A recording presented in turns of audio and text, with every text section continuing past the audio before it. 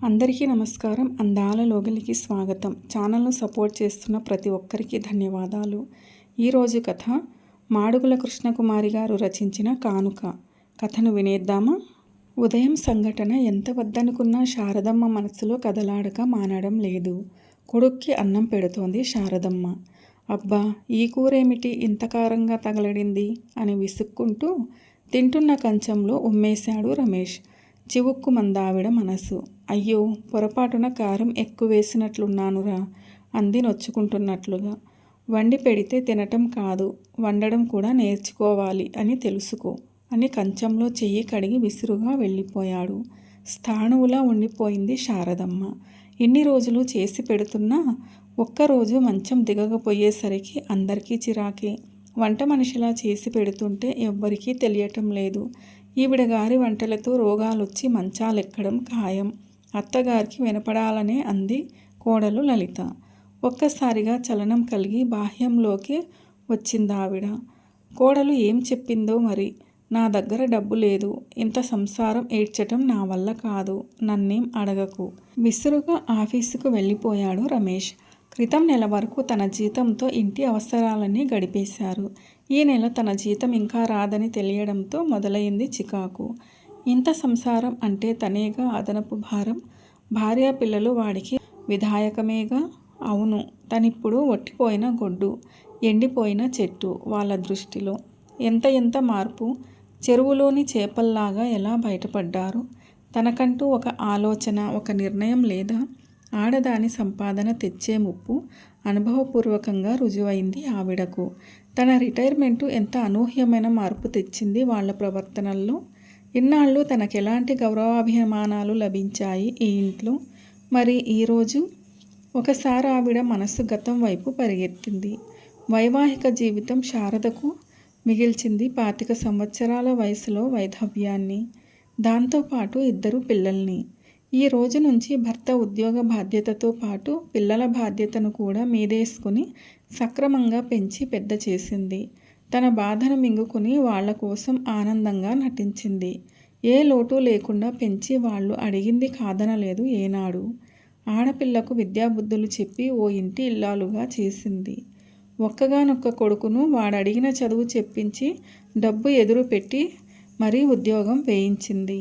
అన్ని సంవత్సరాలు గానుగెద్దులా శ్రమపడిన తను వాళ్ళ ఆనందాన్ని చూసి శ్రమను మర్చిపోగలిగింది. కానీ మొదటిసారిగా ఆ శ్రమకు ఫలితం తను అనుకున్నది కాదని గ్రహించటానికి ఎంతో కాలం పట్టలేదావిడకు. కల్లా కపటం లేని తన మనసు వారి కపట ప్రేమను అర్థం చేసుకోలేకపోయింది. అమ్మగా తన ప్రేమ బిడ్డల మీదుంటే వారి ప్రేమ తన సంపాదన మీదుంది. అది తాను చాలా ఆలస్యంగా గ్రహించింది. పైకి ఎంత గౌరవం, ఎంత మన్నన! అరెరే, అత్తయ్య గారు మీరు వంటగదిలోనా? ఆశ్చర్యంగా చూసింది కోడలు లలిత అత్తగారి వైపు. ఏమ్మా, నేను ఆడదాన్ని కాదా? వంట చేయకూడదా? అంది శారదమ్మ నవ్వుతూ, కూర కలియబెడుతూ. అది కాదత్తయ్య, ఇన్నాళ్ళు అంటే ఇటు ఉద్యోగం ఇటు వంటతో అవస్థపడ్డారు. ఇంక మీరు హాయిగా ఉద్యోగాన్ని చూసుకోండి. మీకు కావలసినవి అమర్చే పూచి నాది అంది లలిత అత్తగారి చేతులు పట్టుకుని అభిమానంగా. అబ్బే, నాకిదేం కష్టం కాదమ్మా, అలవాటైన పనేగా అందావిడ. ఏమైనా సరే, మీరు ఈ రోజు నుంచి వంటగదిలోకి రావటానికి వీల్లేదు. ఇది మీ అబ్బాయి గారి ఆర్డరు ప్లస్ నా విన్నపం అందామె. అవునమ్మా, ఇన్నాళ్ళు కష్టపడ్డావు, ఇకనైనా లలితను చెయ్యనియ్యి అన్నాడు రమేష్. ఆప్యాయంగా చూసిందావిడ కొడుకు వైపు. సరేనమ్మా, నీ ఇష్టం. కూర్చోపెట్టి చేసి పెడతానంటే వద్దనే అత్తగారు ఎక్కడన్నా ఉంటుందా అందావిడ అభిమానంగా కోడలి వైపు చూసి. అలా అన్నారు బావుంది. మా అత్తగారు అందరి అత్తగారులాంటి వారు కాదు, ఉద్యోగం చేసే అత్తగారు అంది లలిత అత్తగారిని ముద్దాడుతూ. పిచ్చిపిల్ల అనుకుందావిడ. రోజు ఆఫీసుకు వెళ్లే టైం కల్లా కోడలు తనకు వండి పెట్టడమే కాకుండా కట్టుకునే చీర దగ్గర నుంచి రెడీగా పెట్టడం ఎంతో హాయిగా అనిపించేది శారదమ్మకు. సాయంకాలం ఆఫీసు నుంచి రాగానే ఎదురుగా టేబుల్ మీద కాఫీ, టిఫిన్ రెడీగా ఉంచేది లలిత. సాయంకాలం పూట మనవల ఆటపాటలతో గడిచిపోయే శారదమ్మకు పగలు ఆఫీసులో పడ్డ శ్రమ ఏమాత్రం గుర్తుండేది కాదు. కోడలు తన పట్ల చూపుతున్న ఆదరణకు పర్యవసానం ఆ పిల్ల పట్ల ఎంతో అభిమానం, ప్రేమ పెరిగి రెట్టింపు అయినాయి ఆ అత్తగారికి. ప్రతి నెల జీతం తెచ్చి కోడలు చేతికిచ్చేది. ఓసారి తన చీరలు ఉతుకుతున్న కోడల్ని, అదేమిటమ్మా పని మనిషి చేత ఉతికించక అనవసరంగా నీకు శ్రమ అందావిడ నొచ్చుకుంటూ. మా అమ్మ చీరైతే ఉతకనా అత్తయ్య, మీరు నాకు అమ్మకన్నా ఎక్కువే అని కోడలు అంటుంటే ఆ ఆప్యాయతకు ఆవిడ కళ్ళు చెమర్చాయి. ప్రతి పండక్కి కొడుక్కి, కోడలు, మనవలకి బట్టలు తెచ్చేది శారదమ్మ. ఆ నెల ఎరియర్స్ రూపాన అత్తగారికి 5,000 రూపాయలు అదనంగా వచ్చాయని తెలియడంతో, అత్తయ్య, చాలా రోజుల నుంచి మీ అబ్బాయిని గాజులు చేయించమని అడుగుతున్నాను, మీరైనా చేయించరు అంది గోముగా లలిత. చూడమ్మా, మరోసారి నీ కోరిక తప్పక తీరుస్తాను. ఈ డబ్బుతో నాకు చాలా ముఖ్యం అవసరం ఉంది అందావిడ. అంతే, లలిత ముఖంలో రంగులు మారాయి. పోన్లేండి, నా ముఖానికింతే అని సరిపెట్టుకుంటాను. ఎందుకమ్మా ఈ చిన్న విషయానికి అంతగా నొచ్చుకుంటావు అందావిడ. ఇదే మీ కూతురు అడిగితే కాదంటారా? కోడల్ని కాబట్టి అలా అన్నారు అంది లలిత రోషంగా. చూడమ్మా, నిన్నేనాడు నేను ఆ దృష్టితో చూడలేదు. పరిస్థితి చెప్పాను, అర్థం చేసుకో అందావిడ. ఆ సంఘటన జరిగిన 1-2 రోజులు ముభావంగా ఉన్నా తర్వాత మామూలుగానే ఉంది. కోడలి మనసు నొప్పించానన్న భావనతో అందాక తన గాజుల జతను ఒకదాన్ని కోడలి చేతులకేసింది శారదమ్మ. కానీ కోడలి ప్రవర్తనలో ఏదో మార్పు గమనించకపోలేదావిడ. కొడుకు పెళ్లికి ముందరైతే నెలకు కొంత డిపాజిట్ చేసేది శారదమ్మ. మరిప్పుడు కోడలు ఏం చేస్తోందో తెలియదు. ఆ మాట అడిగినందుకు ఫలితంగా ముభావంగా నెలవారీ ఖర్చు రాస్తున్న పుస్తకం తెచ్చి అత్తగారి ముందు ఉంచి, లలిత అప్రయత్నంగా ఆ పుస్తకం తిరగేస్తున్న ఆవిడ ప్రతి నెల పనిమనిషి బట్టల ఉతుకు ఖర్చుగా 200 రూపాయలుండటం చూసి చకితురాలైంది. ఏమిటమ్మా ఇది అంది, ఎలా అడగాలో తెలియక. అవునండి, పని మనిషికి వేస్తే ఎలాగూ ఇవ్వాలిగా. వారానికి 7 చీరలు చెప్పున నెలకు 28 చీరలు. లాండ్రీకి వేసినా పని మనిషి ఉతికినా ఇంతకన్నా ఎక్కువే అవుతుంది. అందుకే ఆ డబ్బు నేనే తీసుకున్నాను అంది. మొదటిసారి కోడలి ముఖం చూడటానికి సిగ్గనిపించిందావిడకు. మరికొన్ని రోజుల్లో తన జీతం మాత్రమే ఇంటి ఖర్చులకు వాడుతున్నారని, కొడుకు జీతం మొత్తం డిపాజిట్ చేస్తున్నారని తెలిసినా ఏమనలేదు ఆవిడ. మరుసటి నెల తనకు కావలసిన డబ్బు ఉంచుకుని మిగిలింది మాత్రమే కోడలికి ఇచ్చింది. అంతే, డబ్బు చాలటం లేదని, ఈ సంసారం నిర్వహించడం తన వల్ల కాదని అత్తగారికి వినపడేలా సనుగుడు మొదలు పెట్టింది లలిత. అత్తగారి మౌనాన్ని ఆసరాగా తీసుకుని మరింత విజృంభించింది లలిత. ఒక్కొక్క రోజు కాఫీ మాత్రమే ఇచ్చి టిఫిన్ మానేసేది లలిత. అదే సమయాన కొడుక్కి టిఫిన్ చేయటం చూసిన పెదవి విప్పేది కాదావిడ. మరో గణనీయమైన మార్పు ఆ ఇంట్లో శారదమ్మ రిటైర్మెంటుతో. తల్లి రిటైర్ అవ్వడం, కొడుక్కి అత్తగారు రిటైర్ అవ్వడం కోడలికి కష్టంగా ఉంది. అమ్మా, రిటైర్ అయ్యావు కదా, ఎంత డబ్బు వస్తుందంటావు? వచ్చే డబ్బును ఏం చెయ్యాలనుకుంటున్నావు అని అడిగాడు కొడుకు. ఏం చేస్తారండి మీరు మరీను? ఆవిడకి మనం తప్ప ఇంకెవరున్నారు అంది కోడలు. ఇంకా నేనేం నిర్ణయించుకోలేదు బాబు అంది శారదమ్మ. తల్లి రిటైర్ అయిందని తెలియడంతో వచ్చిన కూతురు రజిత, ఏమిటమ్మా ఎలా చిక్కిపోయావు అంది తల్లిని చూసి. అంతేకాదు, అమ్మా, నీ చేతికి 2 జతల గాజులు లేవు, ఏమైనాయి, ఏమిటి అని కూడా అడిగింది. వదినకో జత ఇచ్చానన్న తల్లి మాటలు విని నేను చచ్చాననుకున్నావా అంది గొణుక్కుంటూ.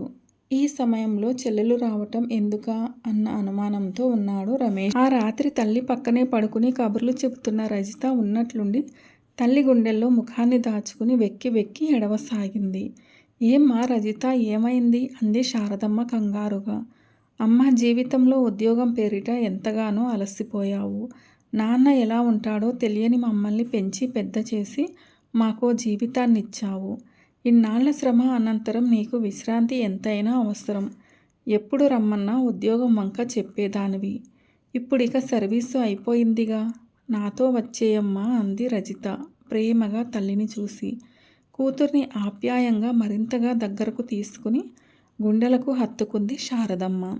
ఎంతైనా ఆడపిల్ల కాబట్టి ఆ మాత్రం ప్రేమను పంచగలిగింది. అమ్మ సర్వీసులో ఉన్నంత వరకు నెల నెలా జీతం మొత్తం అన్నయ్య కుటుంబానికే ఖర్చు పెట్టావు. నేను కాదనలేదు. ఇప్పుడు నువ్వు రిటైర్ అయ్యాక వచ్చే డబ్బు మాత్రం నాకే ఇవ్వాలి. నిన్ను నా గుండెల్లో పెట్టి చూసుకుంటాను అంది కూతురు.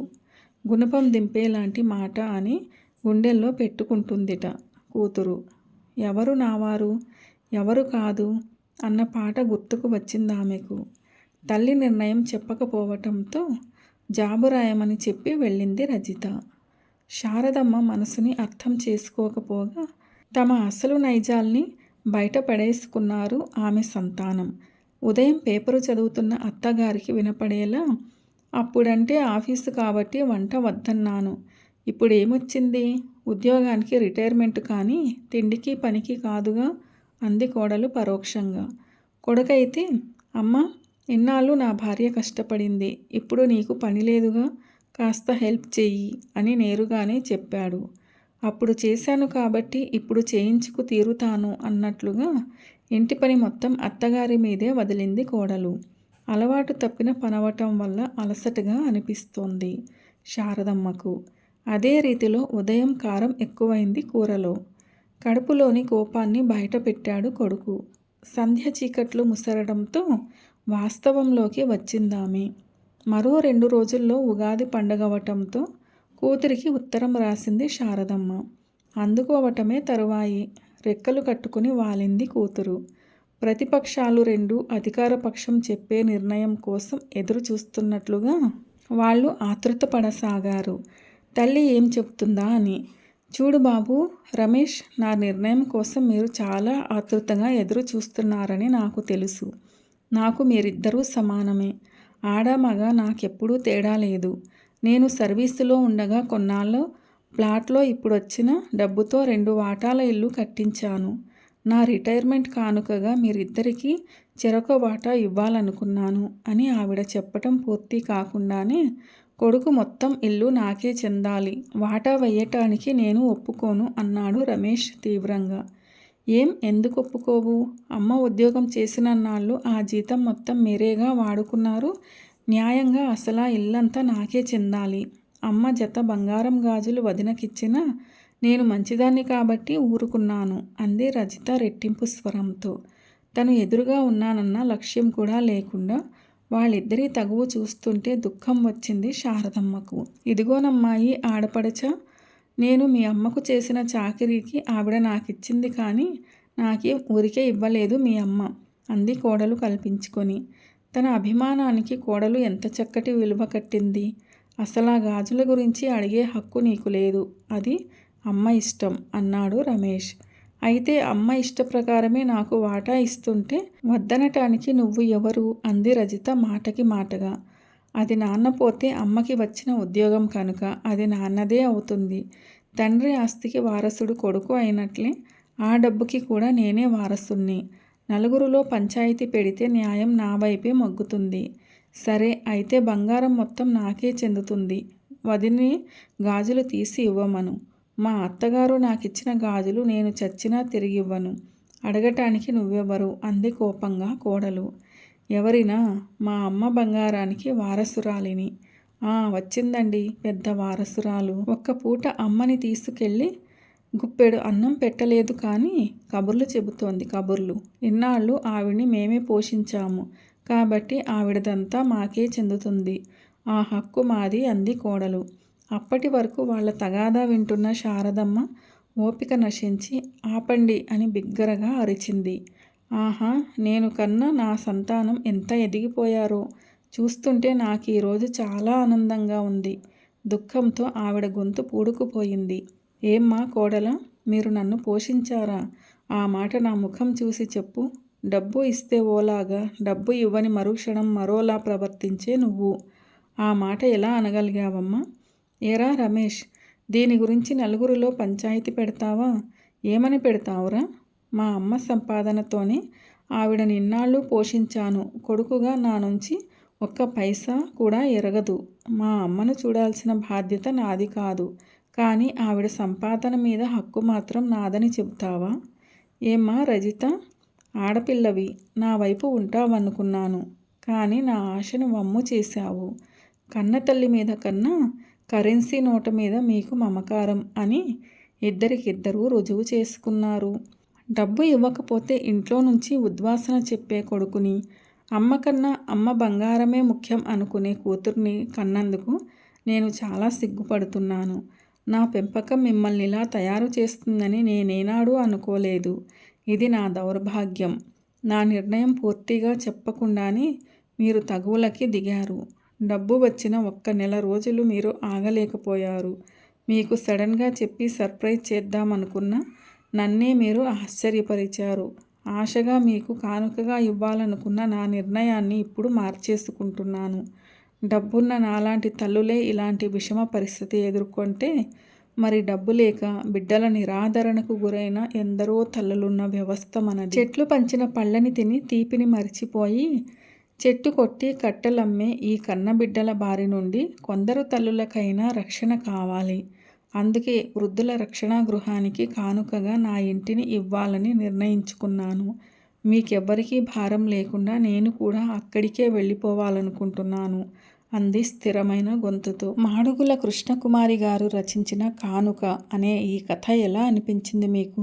నచ్చిందా? నచ్చినట్లయితే వీడియోను లైక్ చేయండి, మీ ప్రియమైన వారందరికీ షేర్ చేయండి. అలాగే మన ఛానల్ను సబ్స్క్రైబ్ చేసుకోవడం అస్సలు మర్చిపోవద్దు. వీడియోను చివరిదాకా చూసి కథను పూర్తిగా విన్నందుకు ధన్యవాదాలు. ఇలాంటి మరిన్ని మంచి కథల కోసం స్టే ట్యూన్ అందాల లోగిలి. See you all in another video. Till then, keep smiling and be happy. Special thanks to the story writer Madugula Krishna Kumari garu for this wonderful and amazing story.